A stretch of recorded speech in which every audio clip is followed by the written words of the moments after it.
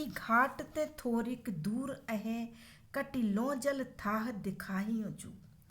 इसमें तुलसीदास कहते हैं कि जब श्री राम ने गंगा नदी पार करने के लिए केवट से कहा कि उन्हें नाव द्वारा नदी पार करा दो, तब केवट ने क्या कहा, यही घाट ते थोरिक दूर है, कि इस घाट से थोड़ी ही दूर कटिलो जल था दिखाऊं जू, गंगा में जल कमर तक ही है, मैं आपको वहां चलकर दिखा देता हूँ।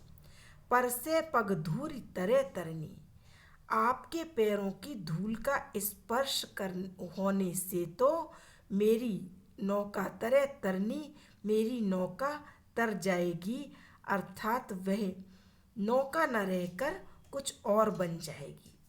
क्योंकि जब अहिल्या का उद्धार किया था, तो जब एक पत्थर स्त्री बन सकती है, तो उसी के उदाहरण स्वरूप केवट को ये डर था कहीं मेरी नाव कुछ और ना बन जाए, तो मेरी तो एकमात्र जीवन के निर्वाह करने का साधन ही ये है।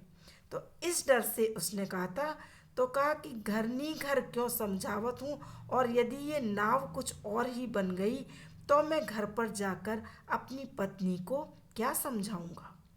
तो तुलसी अवलंब न और कछु, तो तुलसीदास कहते हैं कि केवट ने कहा अवलंब न और कछु, मेरा अन्य कोई जीविका निर्वाह का सहारा नहीं है, लड़का के ही भांति जिया हूँ जो।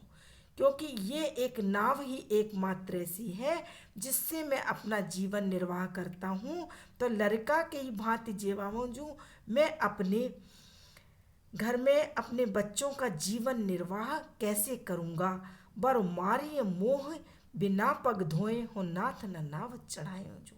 बर मारिय मोही, चाहे आप मुझे मार ही क्यों न दें, लेकिन बिना पग धोए, मैं आपके बिना चरणों को धोए, हो नाथ न नाव चढ़ाए जो, मैं आपको इस नाव पर नहीं चढ़ाऊंगा।